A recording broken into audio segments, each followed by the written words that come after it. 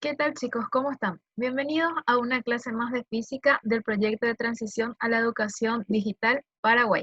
Esta vez vamos a trabajar con el tema refracción de la luz y la clase va dirigida a todos los chicos del tercer curso del bachillerato científico y del segundo curso del bachillerato técnico.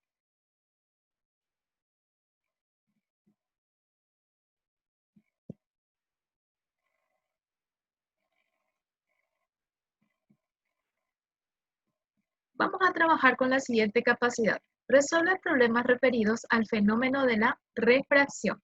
Y los indicadores son: representa gráficamente la reflexión de la luz, enuncia las leyes de la refracción, resuelve problemas sobre índice de refracción de la luz en un medio, resuelve problemas referentes a índice de refracción relativos en dos medios diferentes y aplica la ley de Snell en la resolución de problemas.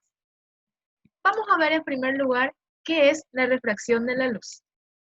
Y en una definición muy simple y sencilla podemos decir que la refracción de la luz es el paso de la luz de un medio a otro. Como vemos en este gráfico, por ejemplo, tenemos aquí dos diferentes medios. En el primer medio, que vemos totalmente en naranja en la parte de arriba, tenemos nuestro rayo incidente. Aquí tenemos lo que es nuestro ángulo de incidencia, que también lo habíamos trabajado en el proceso de reflexión de la luz. Pero como recuerdan, en el proceso de reflexión de la luz volvía a rebotar en el mismo medio. En este caso, la luz va a pasar al otro medio, como dice la pequeña y breve definición de refracción de la luz. Y como ven, pasa a un medio diferente que está en un color distinto. Y aquí tenemos el rayo refractado y tenemos el ángulo de refracción. Como ya sabemos, se tienen que considerar las leyes de la refracción. En primer lugar, tenemos la primera ley que dice: el rayo incidente, el rayo refractado y la recta normal son coplanares. Eso significa que tanto el rayo incidente como el rayo refractado y nuestra línea recta normal están en un mismo plano, o sea, todos pertenecen al mismo plano de trabajo. Y en este caso tenemos una segunda ley muy importante que dice: el producto del seno del ángulo formado con la normal por el índice de refracción de ese medio es una constante. Es decir, que aquí vamos a tener una ley que se conoce como la ley de Snellius-Descartes, o con una forma más corta, la ley de Snell, donde vamos a tener que utilizar algo que se llama índice de refracción del medio. Y la ley viene determinada por la siguiente ecuación: índice de refracción del medio 1 por el seno del ángulo incidente es igual al índice de refracción del medio 2 por el seno del ángulo refractado. O sea, siempre vamos a trabajar con el medio 1 para el lado donde esté el rayo incidente, y para el lado donde esté el rayo refractado vamos a considerarlo como medio 2.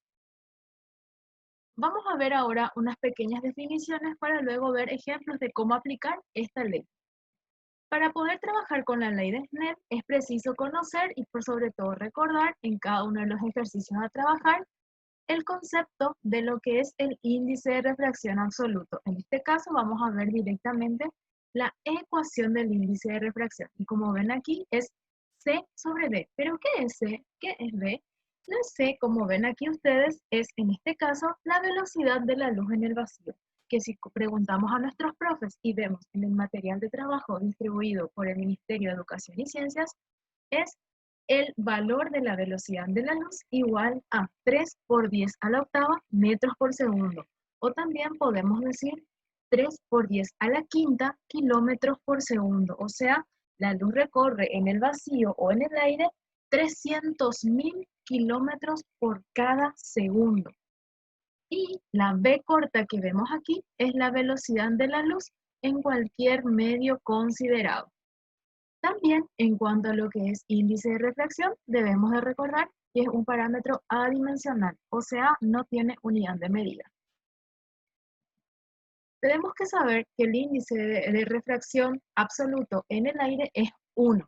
El índice de refracción absoluto en el vacío también es 1. Y el índice de refracción en el agua es 4/3 o 1,33. Eso depende de cómo ustedes quieran utilizarlo. pero tengamos en cuenta que el índice de refracción absoluto es el cociente que existe entre lo que sería la velocidad de la luz en el vacío, que es el valor de la C, y la velocidad de la luz en cualquier medio considerado. Entonces, conociendo esta definición y esta pequeña ecuación, vamos a trabajar con algunos ejercicios. Primeramente, un rayo de luz pasa del medio A al medio B conforme la figura adjunta, sabiendo que el índice de refracción absoluto del medio A es raíz de 3 y el índice de refracción absoluto del medio B es 1, calcule el ángulo de refracción R y el ángulo de desvío, que en este caso el ángulo de desvío siempre va a ser el valor absoluto de la resta entre el ángulo incidente y el ángulo refractado. Como ven aquí, en este esquema adjunto tenemos que el medio A es toda la parte de arriba de la superficie de separación, el medio B es toda la parte de abajo de la superficie de separación.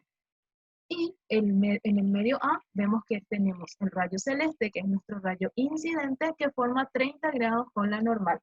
Y luego tenemos el ángulo de refracción. Y en este caso vemos que la luz se aleja de la normal. Y esto vamos a conversarlo con nuestros profes para que ellos nos puedan explicar con algunos pequeños videos o algunas explicaciones del por qué la luz se aleja o la luz se acerca cada vez más a la normal. Considerando la figura, podemos ver que el ángulo de incidencia es de 30 grados.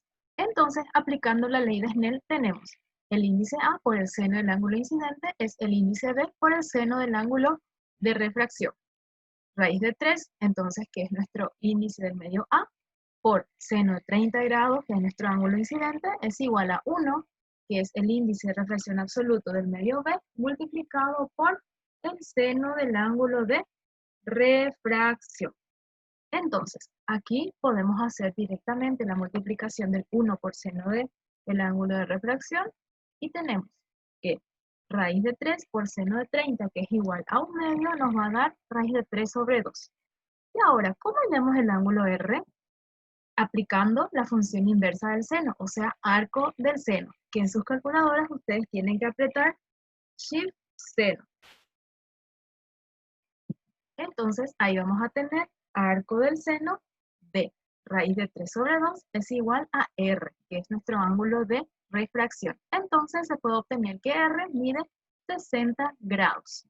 Por ende, ¿cuánto mide el ángulo de desvío? Y como vimos al inicio del problema, el ángulo de desvío es el valor absoluto de I menos R, o sea, 30 menos 60. Y sabemos que el valor absoluto es hallar el valor positivo del número que nos salga. Entonces, aquí tenemos que nuestro ángulo de desvío es de 30 grados.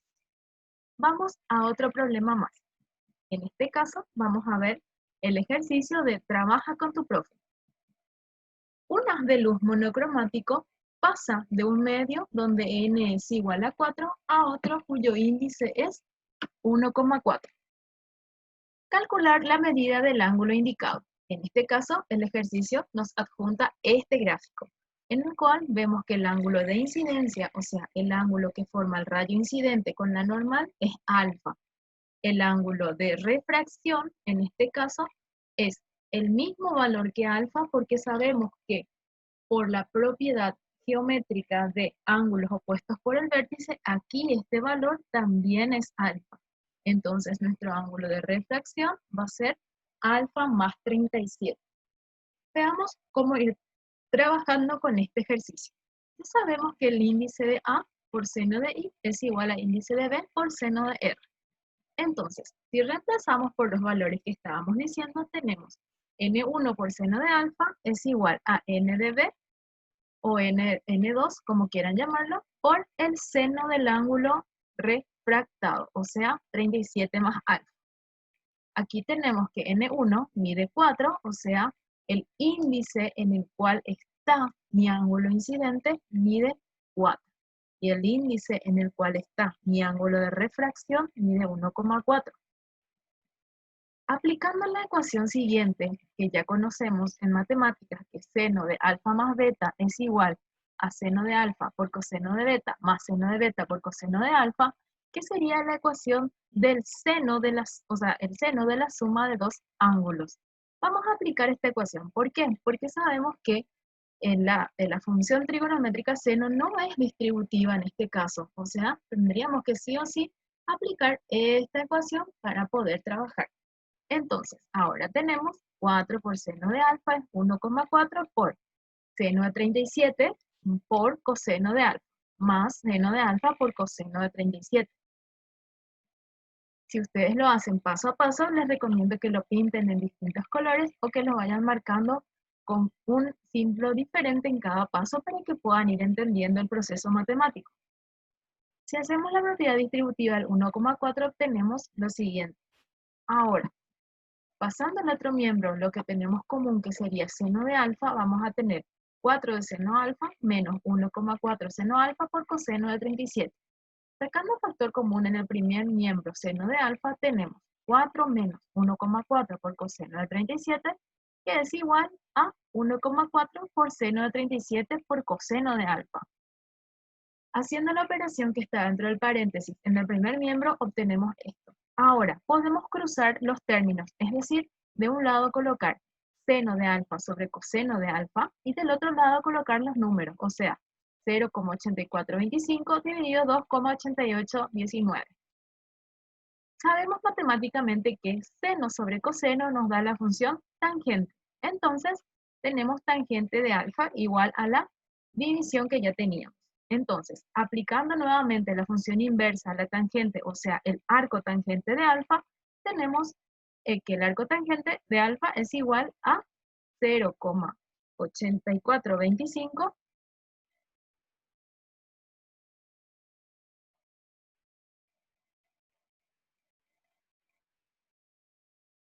Ahora, aplicando la ecuación de la inversa de la tangente, obtenemos lo siguiente. El arco tangente del cociente es igual a alfa. Por tanto, alfa es igual a 16,296 grados.